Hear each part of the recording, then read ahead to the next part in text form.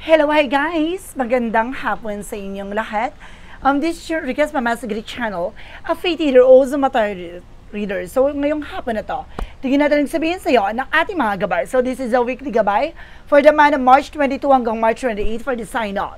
For the sign of Scorpio. So, Scorpio, welcome sa my channel. Ano kayang messages, advices, and spirit guides ang ating masasaga for today's video? Kanino kayang energy or kaganapan sa buhay ng mga Scorpio signs ang ating mahagilap. So guys, this reading is a reading namang nila at makaka-resonate. Kunin lamang po makaka-relate sa inyo. And comment down below kung kaninong energy ang ating nasaga. And of course, don't forget to like and subscribe my channel and notification bell for more videos update. Kasi maraming salamat po sa mga walang sawang pagsuporta sa aking channel. Lalong-lalo na ang hindi nag-skip ng adsaway pagpalain kayo ng Diyos at may kapal, siksik liglig, nag-uumapaw na biyayang manong balik sa inyo. So let's see guys, what is the messages advice ng ating spirit for the sign off? For the sign off, Scorpio, so let's see and watch this.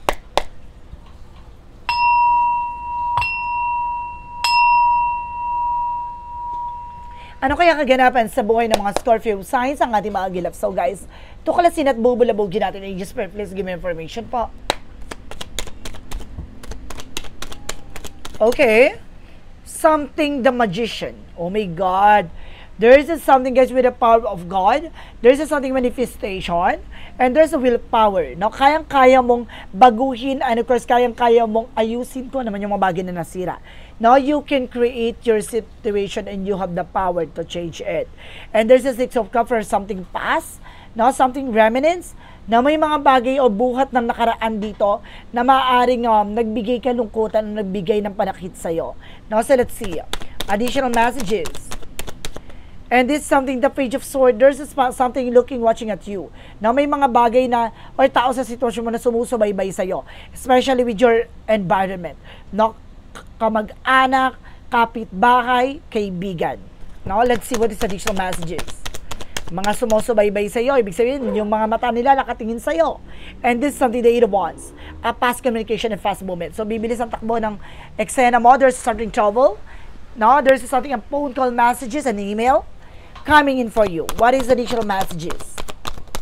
And there's a star card for healing. No, magkakaroon ka ng healing and recovery for financial loss, for your health issues. No, maaaring kung kailangan mo uminom ng maraming water dito. No, there's something the wheel of fortune for turning back to your favor. Na maaaring iikot ang kapalaran, maaaring pumabor na sa iyong sitwasyon. Maaaring maging maganda na ang ikot ng kapalaran sa iyo. You're being blessed. No, you're being blessed. What is the magician represent what? There's an out of cups with an offer. Oh my God, there's something you offer guys na maaaring mabubuo ulit yung mga bagay na nasira para sa iyo. No, kumbaga maaaring magkaroon ng creativities, no? Something, new plans, new goals, new dreams coming true. No, parang there's something possible with the 8, with the infinite, na maaaring nagbibigay dito ng, kumbaga, good karma. No, magandang kalalabasan. There's something all, there's something, a message for you, no, na may offer talaga. Let's see what is the Six of Cups. There's a promotion and of course, promotion, proposal. No, there is something, proposal about sa love life, ganon. Romantic proposal. And there's a Six of Cups to represent with an Eight of Swords. See, I told you, di ba? Maraming mata sa paligid mo, nakatingin sila sa'yo, nagsusubaybay sila sa'yo, there's an Eight of Swords, something toxic. Di ba? Ibig sabihin dito, pinag-uusapan ka, pinagchichismisan ka behind your back. What is the Page of Swords? Represent what? Page of Swords represent with a Knight of Swords. Nagkakaroon ka ng sleeplessness, anxieties, that because of this person. Now for, sinasabi dito, nawawalan ka, parang nag-overthink ka. No, you're being paranoid, hindi ka makatulog. Kasi alam mo kung bakit, maraming taong nakatingin sa'yo, maraming sumusubaybay sa'yo. What is the Eight of Wands? Represent with the Six of Swords, with the transition.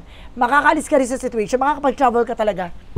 What is the Star card? Represent with the Ace of Pentacles. So see, recover for financial loss. No, dahil may pag-asa pa at may mga hiniling ka na maaaring maging matagumpay ka sa larangan ng material pagdating sa finances.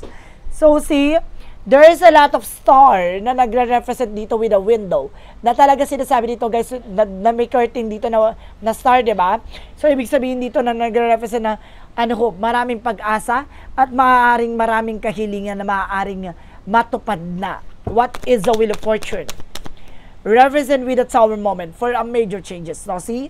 Kumbaga, you are being blessed. So, may mga bagay na nasira dito. Pero this is something, a beautiful disaster. Na maganda ang kalalabasan dito, maganda rin ang magiging outcome. What is the magician and the Knight of Cups? Represent with a Death card. A transformation. Malaking pagbabago na magaganap sa buhay mo. There's a lot of overcoming in for you. And this is something manifestation. Matutupad mo talaga kung ano man yung mga bagay hangarin mo. Dahil there's a Death card for your own card. Now there's something evolution for your own. Na maaaring kumbaga, there's a Death card represented sa Phoenix, no? There's something rising from the Phoenix. So, there's something, the Six of Cups, because the Eight of Swords. Represent with the Eight of Pentacles, just focus, no? Sa trabaho, negosyo, hanap buhay mo. There's an 888 with a good karma. 888 for the money coming in for you. What is the Page of Swords? Because the Knight of Swords. So, ngayon linggong to, guys, magiging maganda ang takbo ng iyong pagkakaperahan. Magtutuloy-tuloy daw to. And there's a Nine of Pentacles. So, see, marami ding nagsusubaybay sa'yo. There's something na maaring social influencer ka, no? Maaring marami nakatingin sa'yo, politiko ka, politician ka, or either, kumbaga, nakakatulong ka with other people. There's something services na mag-focus ka sa ginagawa mo dahil, kumbaga, magiging maganda ang takbo ng pamumuhay mo dito. What is the Eight of Wands that requires the Six of Swords? Represent with the Sun card. Now, there's something pure positive outcome. Magiging maganda talaga kalalabasan dito. At unti-unti ka makakalaya at makakawala dyan sa mundong ginagalawan mo. And there's the flower na nagre-represent with empowerment, no? Dahil sa matyaga, dahil sa mga pinagdaanan mo sakripisyo, eto na. Malalasap mo na ang pagyabong at magiging maunlad na ang pamumuhay mo. What is the Star card? Because the Ace of Pentacles. Represent with the Devil card. So, see? Meron talagang tuso at meron talagang kumbaga humakadlang, no, para may sakatuparan mo to. No, may mga kumbaga toxic, no, na sa paligid mo na parang parang kumukontra, no? Para hindi mo makuha tong opportunities na to. Oh, sino sila? What is the Wheel of Fortune? Because that's our moment.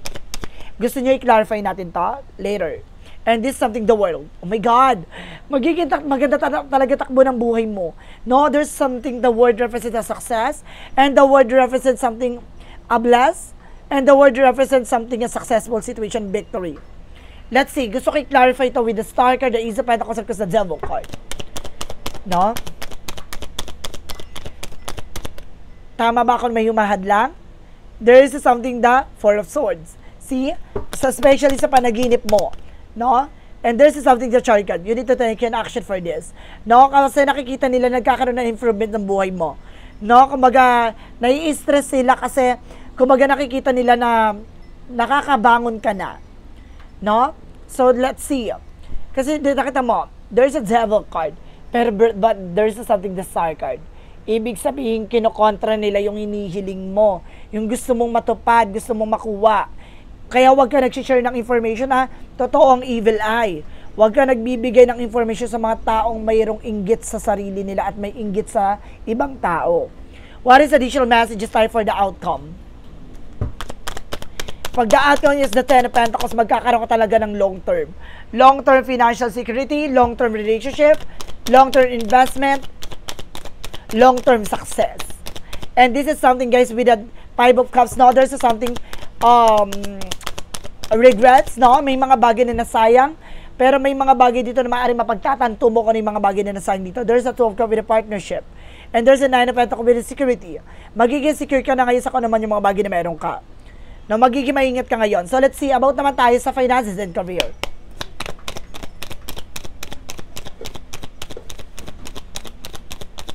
For finances and career, represent what? There's a Strength card, confident. Lakasan mo loob mo, maging matapang ka, there's a The Kingman, baguhin mo yung perspective mo. Na nakakaranas ka ng delays, cancellation, pagbagal ng takbo ng finances mo. And there's a Justice card. I told you, there's a karma. Huwag kang mag-alala naman yung mga bagay na ginagawa nila. Pinapabagal man ito ang takbo ng pagkakaperahan sa'yo. Huwag kang mag-alala. Babalik sa kanila yan. Maging malakas ng loob mo, ha? See? There's an FS card for revert. Diba? Kumaga, maaaring mabuhay ka ulit, maaaring bumalik ulit ang sigla ng iyong pamumuhay, bumalik ulit yung sigla ng iyong negosyo hanap buhay, bumalik ulit yung sigla ng iyong pagkakaperahan. Dahil may karma. Diba? 888 kanina is sa karma din. No? But this is a good karma for you. No? Let's see what is additional messages for love life. There's a hyphesis. So, see, mayroon talaga misteryo sa loob ng pagdating sa relasyon. And there's another quote video which represents sa may mga bagay matutupad na pagdating sa buhay pag-ibig. And there's a page of wands with the good news. May magandang balita. Ibig sabihin dito maraming misteryo. No? Ibig sabihin dito guys, no? Sa buhay mo maraming there's a mysterious ways. No? Maraming mga tutol, maraming hadlang pagdating sa buhay pag-ibig, maraming mga taong nakatingin sa iyo para hindi ka maging matagumpay sa pag-ibig, no? Pero eventually guys, no, parang gumagawa ng way si God, no, na para mo makilala at matagpuan mo itong taon na to. Or either para magkaroon kayo ng maayos na pagsasama ng person mo. No, kumbaga maraming mga taong sumisira sa inyo pagsasama, sumisira sa inyong relasyon, sumisira sa inyong buhay. Pero gumagawa pa rin ng paraan ng ating Panginoon. Ito yung magandang balita. Now, there's a good news and there's a Knight of Cups. A wish fulfillment. And this is something mysterious way. So, let's see what is the additional messages about naman tayo sa health. And there's a Moon card for truth reveal. No, lahat ng mga bagay na ito malalaman mo, lahat ng mga bagay na ito unti-unti mo matutuklasan. No? Pagdating sa kalusugan mo, magiging balanse na. No, iwasan mo yung guys, no? Yung nakakapag-bloated sa'yo. No, let's see what is additional messages. One more card. And there's an Ace of Swords. No, there's a breakthrough. Magtatagumpay ka. Iwasan mo yung mga bagay na nakakasama sa health mo. Let's see what is additional messages for synchronicities. For synchronicities represent what? And there's something wisdom, enlightenment. No, liliwanagin, lilinawin lahat ng mga bagay. No, meron ditong nagre-rebelde. Meron dito guys na gumagante. Meron dito guys na parang hindi niya matanggap, no? Na kung ano man yung position mo. And there's a fall. No, huwag ka mag-alala. No, lahat ng mga bagay nito parang ibinibigay sa iyo sa mismong harapan mo na. Fall into pieces, no? And kasi binibigay to with your highest good. And there's a ready. Kailangan mo maging handa. Dahil lahat ng mga bagay na to inilalantad na sa iyo sa harapan mo mismo. Ibinibigay na. What is additional messages for magical fair messages?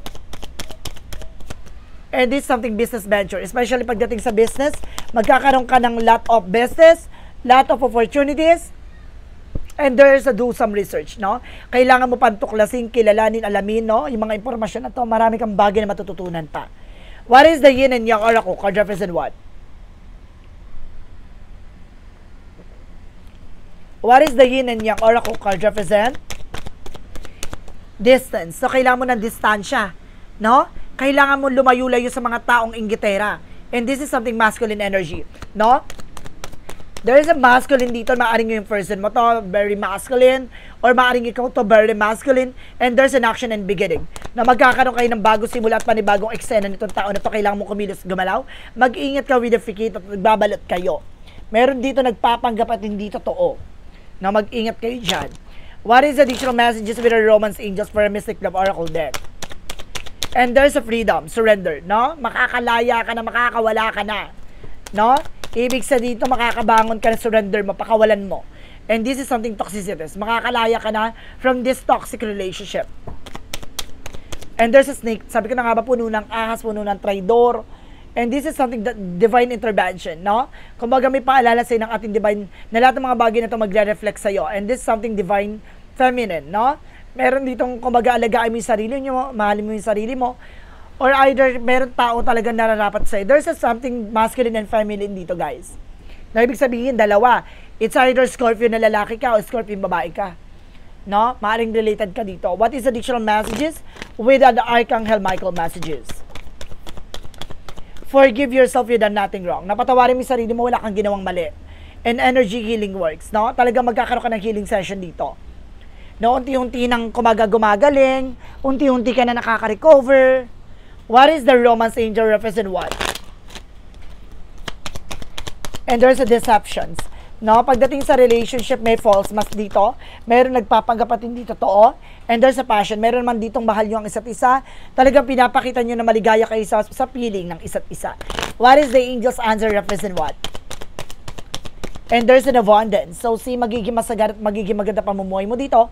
And there's a compromise na meron dito pinangako at may pinagkasunduan. And there's a no. Marunong ka dapat humindi. What is additional messages for the chakra messages? And there's an abundance. Guys, alam nyo guys, no, talagang pinapakita dito na magiging maganda buhay nyo. There's an abundance. Double clarification, there's an abundance.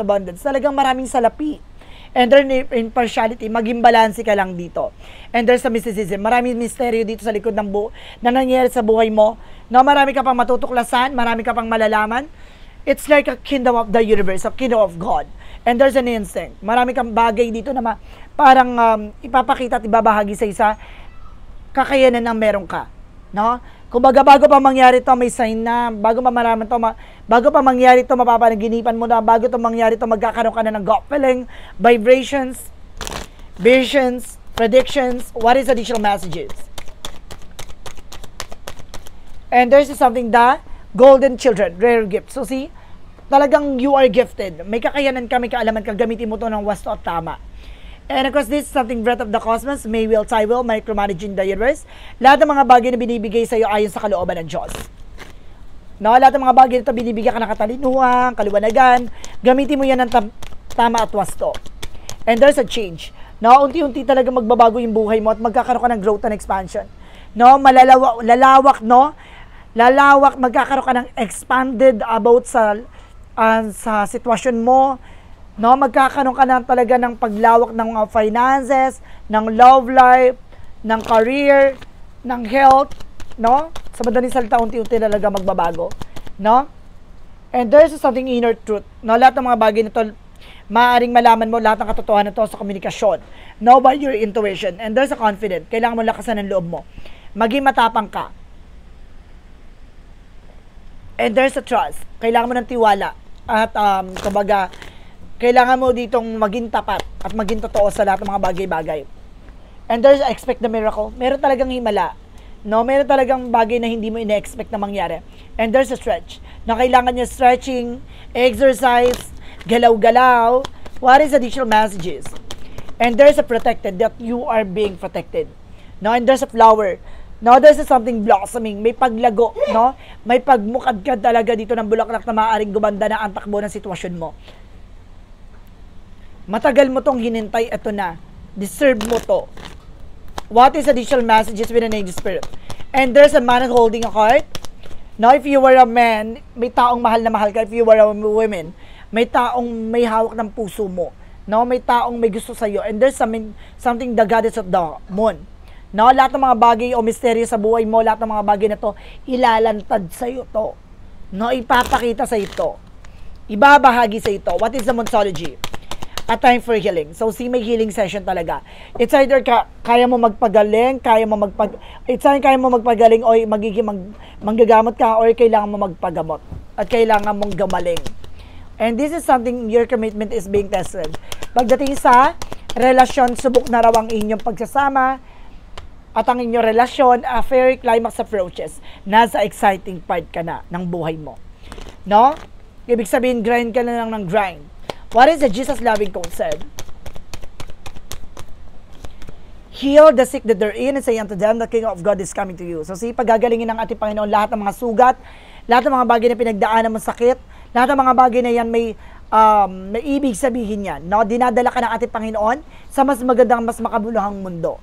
No? And this is something, guys, with whosoever you shall do with my Father which in the heaven, the same in my brother and sister, my mother. So kung ano, parang reflection. Ano daw yung mga bagay na ginagawa mo sa pamilya mo, ginagawa mo sa kamag-anak mo, ay hindi yung mga bagay na babalik sa'yo. Ito yung sinasabing karma. No? Kaya lahat ng mga bagay na gagawin mo, tandaan mo, ibabalik sa'yo yan. Masama man yan o mabuti. What is the angel's number represent what? 1111 by intuition. No, gamitin mo tong intuition na to para makita mo lahat ng kasagutan sa lahat ng katanungan mo. Time to implement long cherries. Ideas, you're on the right track towards making your dreams and vision into reality. The right people, circumstances, and resources are being sent your way. Happiness and new opportunities are at hand. Trust in your process. No? In the process, kailangang magtiwala sa proseso ng ating Panginoon, no? Kailangan mo marunong kumalma, magtiwala, dumiskarte, manampalataya, at maniwala sa lahat na nangyayari sa buhay mo ay ayon sa kalooban ng Diyos. So let's see what is an angel's messages. A messages of life. Represent what?